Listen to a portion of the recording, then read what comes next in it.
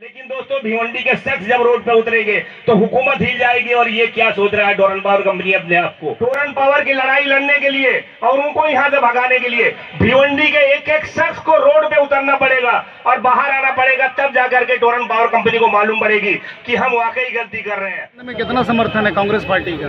पूरा समर्थन है, पूरा समर्थन है। लेकिन कांग्रेस का एक धड़ा जो है आया ही नहीं।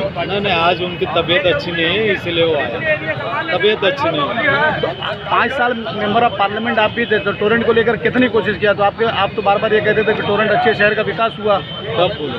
2014-2013 में आपने कहा कि इससे पहले भी कहा कि 2 साल, उसके बाद में वो बिगड़ गई, बेईमान हो गई। पहले घर पे पूछने आते थे, पहले घर पे पूछने आते थे कोई तकलीफ है क्या। हाँ, लेकिन आखिरी साल में कांग्रेस क्यों खामोश हो गई?